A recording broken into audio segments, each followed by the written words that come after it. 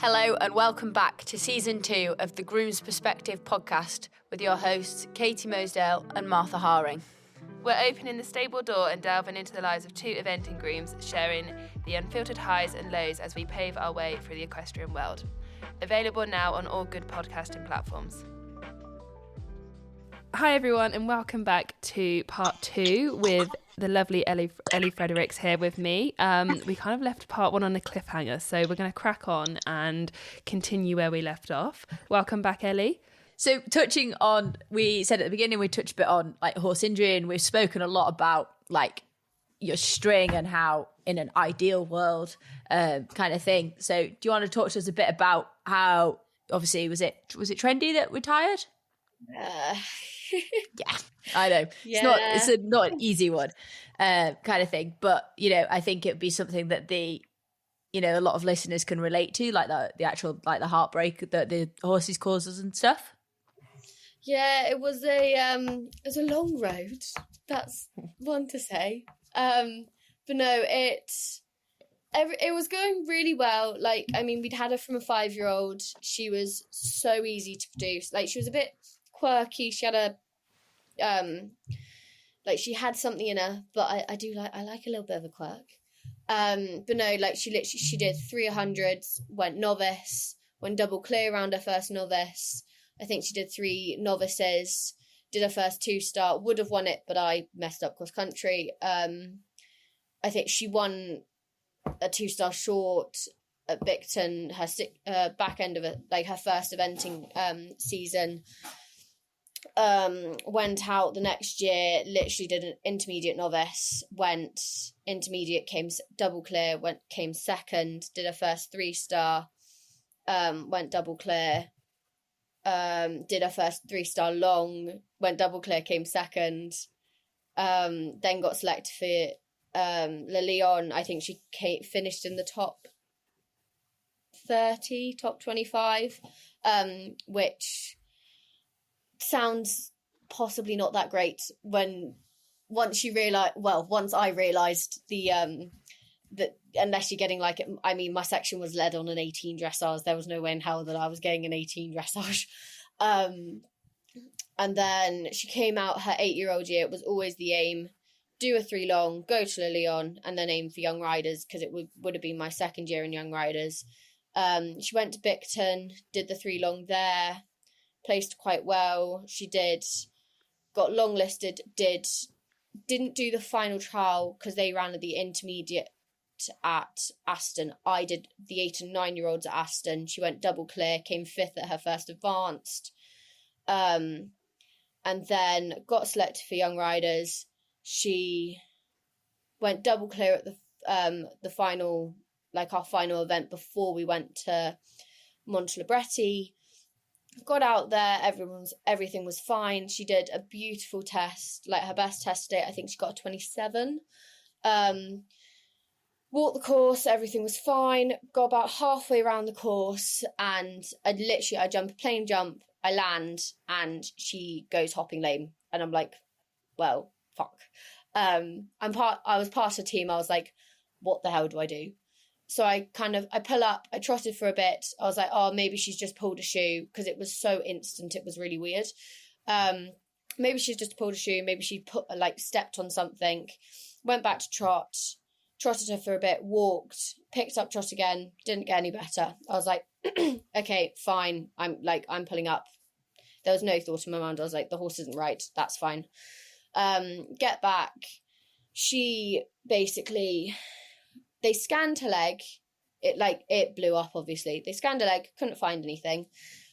She was then stuck in a stable for 2 days while the rest finished the competition.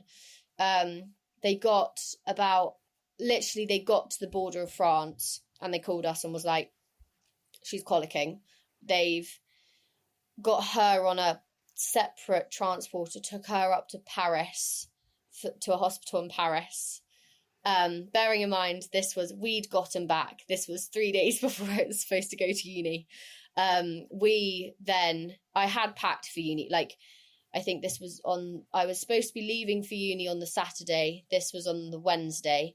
we were frantically packing for uni on the Wednesday.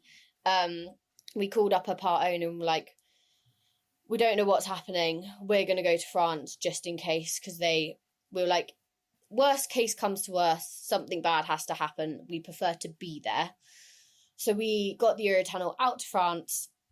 Thankfully, everything was okay. I came back, went to uni. Again, very thankful for uni because it was a very welcome distraction at the time. And then that was fine. She came back. We got our vet out to see her, and they couldn't really find what went wrong. It was all a bit of a question. She had essentially like a blood pocket underneath the skin, between the skin and the tendon. And they assumed, or the vet was like, oh, this is quite similar to if they've like, they get it in racing if you do like something, it's a bit like a bandage bow, like if they do it up too tight. So that, oh, maybe something happened, they ended up doing the tape on too tight, not entirely sure. Rehabbed her for that. Everything was fine. She came back in really well. She did a couple of events. I think she did the 3-star at, she did the advanced at Thorsby. I think she came second out of the under 25s. Again, went double clear. Went to Bicton to do my first 4-star. And we'd had quite a few issues with bitting and going downhill for some reason. And to be fair, she was beautiful all the way around the track. Came to the combination. They have like a rail drop down to a skinny brush and then like 3 or 4 strides to a corner. Came down, and to be fair to her, I just didn't give her a very good ride to the corner. So she eventually got over it, finished the track fine. We were aiming for Buccalo 4-star, 4 long at the end of the year. So like, okay, that's fine. We've got to get a qualification. We shipped her over to Mill Street, in Ireland for the 4 short, and we had a very like similar problem coming downhill,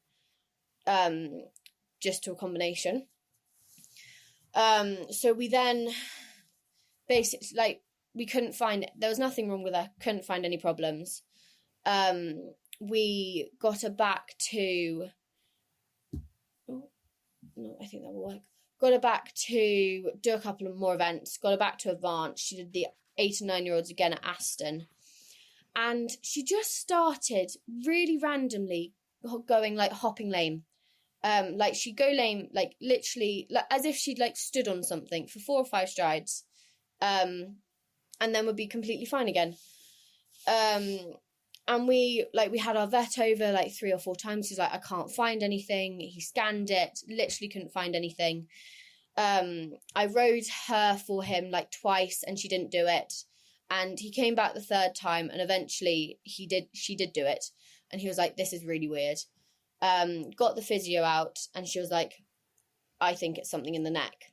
My mum basically drove her up there for, I think they started with an x-ray, saw some things on the x-ray, and then basically decided to do a CT. And for those that don't know, like when they do the CT, like the horse goes under anaesthetic, it's like they did like a full body thing. So there is always a risk. It's marginally terrifying. But that happened. My mum picked her up. We were basically coming back from cross-country schooling, a couple of young horses, and my mum got the call and pulled over. Obviously, like, well, again, we have no service where we live, and we were literally about to pull into the specific realm around us which has no service at all. So we pulled over and had this massive chat with the specialist, and he was like, so, not great news. Essentially, the conclusion was she would never compete again. It was one of the worst necks he's ever seen. He didn't really say, like, obviously we can't really pinpoint where, like, what happened, but it's essentially most common from where they've fallen as a foal normally, because it stems from basically a whole bunch of trauma in the neck, and then it just causes the neck to grow incorrectly. So they figured she's probably had a bad fall as a foal, like there wasn't any physical signs of it. And it's just basically delayed and like made her neck growing incorrectly. So she's ended up with parts of it that have grown extra bone. Those bones have then chipped off. And that all can put pressure on her spinal cord. And they say it's really common, like you don't tend to notice anything up until the age of like 8 or 9, which is how old she was. Where it's really common, they've had it in quite a few show jumpers, they just start stopping because essentially they just can't feel their feet, and they end up, some of them can keep going and end up having some really bad falls, and then hence they start investigating. We were quite lucky that actually there was also trauma in her sternum, so that hence caused the lameness. Yeah. But yeah, we sat there for what felt like quite a large amount of time. Basically, with him telling me that my top horse was never going to be ridden again. He said that we could lightly hack her, like she could go into walk work, have, like, you just can't really, like, you couldn't do anything with her neck. So we did this for 3 weeks, because bearing in mind she had literally gone just round the 8 and 9 year old advance to Aston. As I mean, she went clear cross country. She did I think, 29 dressage. We had a couple issues in the show jumping, but that was always her weaker phase. And yeah, so we walked her for a couple of weeks. I essentially came back from every single hack pulling my eyes out, because the way her brain works, she wasn't fit for going up and doing chill work. She would just lose her mind. I'd come back down the hill. She'd get even more stressed coming back down the hill. And I was just terrified of something going wrong. So we came to the conclusion, we're like, this isn't working for her. I spoke to the physio again. She was like, if it's not working for her, it's not the end of the world. You've done 3 weeks, like, you've reduced her workload. Because again, she was also subject to tying up. So we had to do something to bring her back down from the work level that she was in. Like, the worst thing we can think of right now is her also tying up. Yeah. And thankfully we had we took an embryo from her at the beginning of the year. So there was a small amount of light at the end of the tunnel, because I was like, at least I still have this foal. And I think this was like August time. So we've got all the stallions at stud. We do quite a lot of stud work anyway.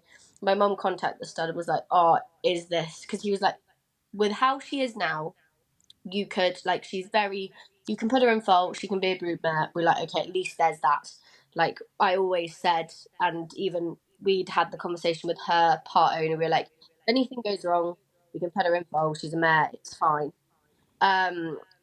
So we had the conversation with the stud. This was in September, and he was like, yeah, that's fine, bring her up. We decided to use frozen semen from our other homebred, who was by Upsilon. Because I was like, I need something. It's her first fall. I need something a little bit bigger. He's a really good jumper. He actually can move when he decides to cooperate. And he's a little bit mental. So I was like, he's really thorough. So I was like, I need something. I love her, but her weakest, or the one thing I was concerned about at 4-star and especially 5-star is the speed. She gets to the end of a cross country and she just wouldn't have that last little push. Whereas he did the 2-star long at the end at Bicton as a 6-year-old, and I mean, I couldn't stop cross country, and I got to the end of that hill, and I did not even need to push. I just had to, like, literally let him go, and he just zooms up this hill. I think I was about 20 seconds inside the time. So weird, weird combination. I was like, we might as well try. So this was Yeah, for September. sure. Ended up coming to the conclusion not to put her in foal then, because my mum was like, I can't have the foal that was due in February, like beginning of February. My mum was like, I can't have another one that's basically going to be due going into winter.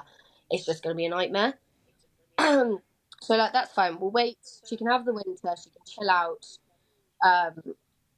We had a couple of old retired horses that she can go out with. It'll be fine. She can then go. She can go with the broodmare as well.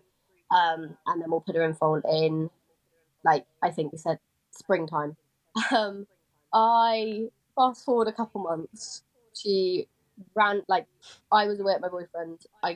I'm looking, obviously, catching up on the messages. And I'm like, my mum's like, oh, we need to get Clive to our vet to Trendy ASAP. And I was like, what the hell is going on? She'd essentially come in, and it is all, they had said this, it is always a risk with neurological horses. She'd come in from the field, and whether she galloped around and fallen over or she'd done something stupid, she was at the time with an older horse, so there wasn't really the fear of her being kicked or anything. But she just came in and she literally couldn't walk in a straight line. Like, she was completely twisted. She couldn't even walk. It's like she forgot the ability to move her back legs. So I basically called my mum, like, what is going on? She's like, oh, Clive's coming to see her. You're back tomorrow. We'll have a conversation then. And I was like, she was like, it's not looking great. And I'm like, okay, this has taken a bit of a turn. So the vet came and was like, I'm going to give her these drugs. Not looking great. We'll see if she gets any worse in the next 24 hours, call me ASAP. Like, we'll get something sorted. Like, this was at the point my mum was looking at potentially taking her up to stud to get, like, frozen eggs taken from her. And thankfully the drugs worked. She did get better. She's still not perfect, but she got better. Enough that, Yeah. like, she can still live in a field. It's fine. She then had a second episode of it. Early at the beginning of the year, literally just before the foal was born. And thankfully, again, that settled down a bit. Got a bit, like, she just went back on the drugs. She was on bute for a while. Some people might think I'm insane, the amount of stuff that we've gone through with this horse. But yeah, no, she had settled down again. Obviously, the foal was born. Everything's chilled out. We had a lot of conversations with the surgeon, or like the specialist, with our vet, with the studs. We were like, is it still, like, we don't want to put her under any pressure. Is it going to put her in danger putting her in foal? Because we were like, that was kind of our only view with her. As much as I love her, our issue is, if, like, we are a business, we can't have, if we've got a horse that needs to be medicated 24/7 as a 9-year-old, it's not really fair on her or us to keep her going if she's not really happy. They were like, it's slightly a risk. It's completely up to you. If she has the ability to get up and get down comfortably, then it's fine.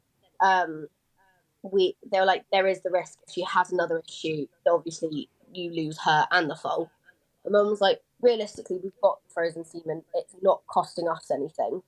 And actually, there's quite a lot of things that there's loads of studies into, you put a mare into foal and it can boost the healing system. Yeah, I've heard this. Yeah, so we took a little bit of a risk. There was a lot of back and forth, like a lot. But we put her in foal, I can't remember the exact date. Like sometime in April, May-ish. So we'd given her a couple more months. My mum went up and they got her re-scanned, like re-CT'd, made sure nothing had moved or anything. And they were more than happy. Obviously, we were just basically listening to any advice that we could get. But no, she's actually since then been very happy. Like, she, what, 9 months, probably 8 months since the last episode happened, I think. Like, we have to be quite careful with her. Me and my mum are mainly the ones that deal with her, but she's upgraded from going out in a field on her own to now going out with her foal that was born, Oh, because that's now been weaned. Yeah, the foal literally turns out every day. The foal goes careering up the field, and I'm like, please don't run, just don't run. And then she yeah, does this weird, literally. like, tranter thing, because obviously still there is, like, her brain still can't quite coordinate all her legs. Yeah. But she'll go for her little, like, weird canter, and I'm like, just don't fall over. That's all I ask. So, Oh, um, bless her. So, she, like, oddly, yeah, she's really happy, and I was like, we're just kind of going day by day. yeah, you just got to take each day as it comes. Yeah. What made things 10 times better was I think we found out about Trendy on the Sunday. We'd gone to Wellington the week prior, and on the Wednesday, I'd found out that one of my junior horses got kicked in a field that we'd sold and had to be put down. On the Thursday, I found out one of our other homebreds that we'd sold, as like a 6-year-old. They found a massive tumour in her, and she had to be put down. And then I found out about Trendy. It was a rough week, That was a to lot. That was say a the lot. least. Yeah. So Oh how? yeah. Yeah, it's a lot to kind of take in. But the phone call you had that kind of turned your life upside down in terms of the horses. How do you deal with not the loss of the horse, but the loss of what the horse can do and the Trendy's career as such? How do you yourself? How do you deal with that? It certainly took a while.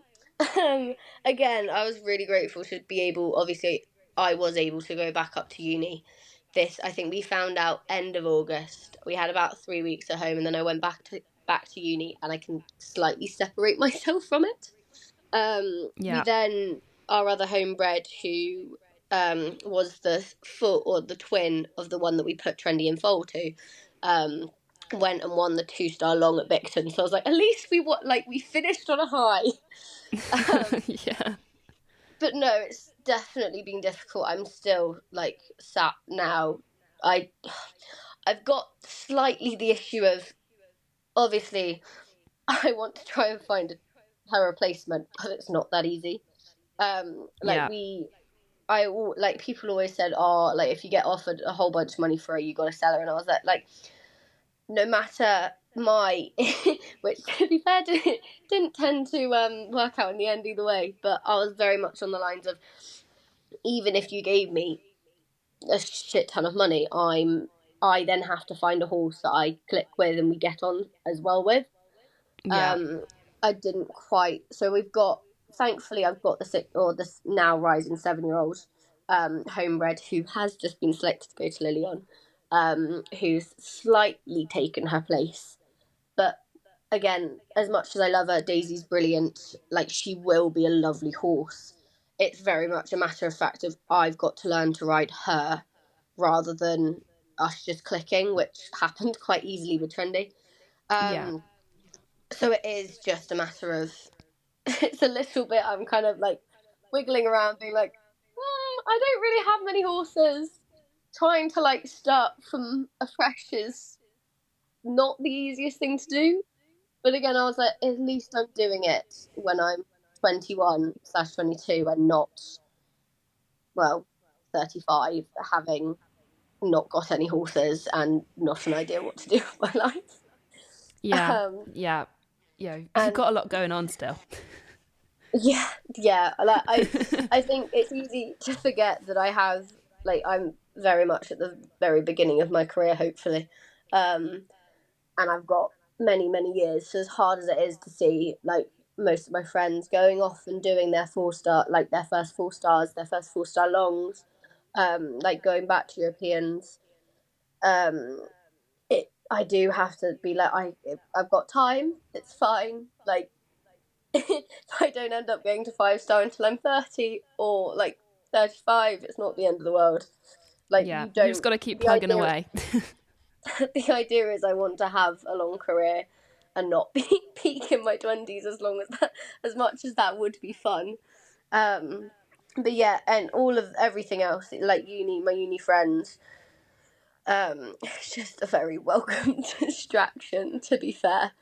And Yeah. yeah, it's been an interesting year. We'll put that way. Yeah, but yeah, it's okay. It's if nearly you're- over now. yeah, well, it went better than last year, so it's okay.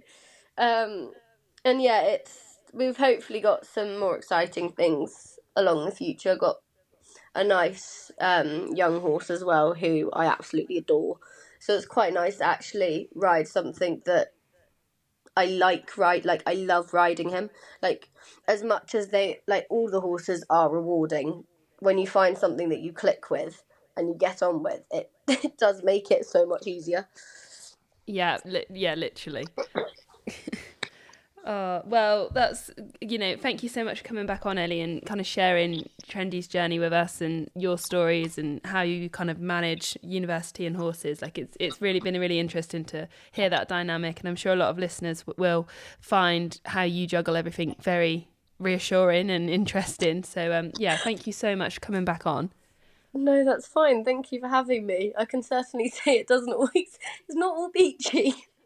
No, and you've been so honest in sharing the highs and the lows, and I actually think in this day and age, everyone needs to hear that it's not perfect, because I think everything we see online, it looks so perfect, and actually that's not always the case.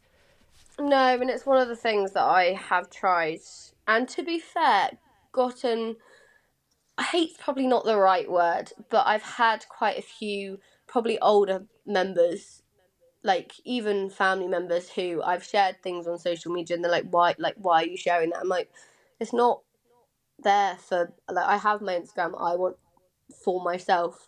I want to not just show all the highs, even if it's not necessarily what's deemed normally appropriate. I'm like, Yeah. it's not always an easy journey. No, exactly. And I think that's why you have quite a large following. And I think it's because people can relate to you and see that it's not perfect. And actually then they feel inspired and want to follow your journey because it's not just, going well all the time. I probably, yeah, it's a very strange feeling when people say, oh, you probably inspire many people. I'm like, I just feel quite normal. It's okay. But that's it, literally. Like, it's just who who you are, and that's why I think you have such a big following. I think people really relate to it. And to be fair, I like doing it. It has given me quite a few opportunities that I wouldn't have had beforehand. So either way, I'm appreciative. Whether they Yeah. find me entertaining, useful, or inspirational, or just really annoying. Either or. You know what? Yeah. It's fine. Well, at least they're talking about you. Exactly. Yeah, social media is a very strange place, and I'm still trying to get my head around the whole thing. But yeah, Oh, tell me it's about it. it's very odd, but it does bring a lot of opportunities. So I think we all need to utilize that platform. Yeah, especially with this day and age. Yeah, it's crazy. Like the brand deals and the sponsorship and stuff. It mainly all comes from social media now. Oh, I know. See, I haven't quite wrapped my head around that one yet. No, neither. But I mean, don't have a lot of people approaching me, so I don't have to worry too much. No, when anyone's like, "Oh, just talk to a camera," I'm like, "No, thank you. No, Yeah. I'll if you ask me a question, happy to answer. Am I going to start talking to a camera? No, I think I don't understand how people do it. Yeah, I'd just rather edit videos of my horses and post them online. Yeah, I'm like, I don't need to edit videos of me in it or me speaking either. Just don't need it. Right, so you're not going to go into commentary then, or presenting? Oh, to be fair, commentary would be entertaining, but then I Yeah. just wouldn't listen back to it, so it's okay. Yeah. My issue is I have zero filter, and I also react way too largely to what happens on a screen. Oh, I think I bet that'd be entertaining. I think I'd get cancelled far too quickly. Maybe. Oh, that's brilliant. Well, yeah, thank you so much for coming back on. It's been really great to chat to you. No, I really appreciate you having me on, and thank you.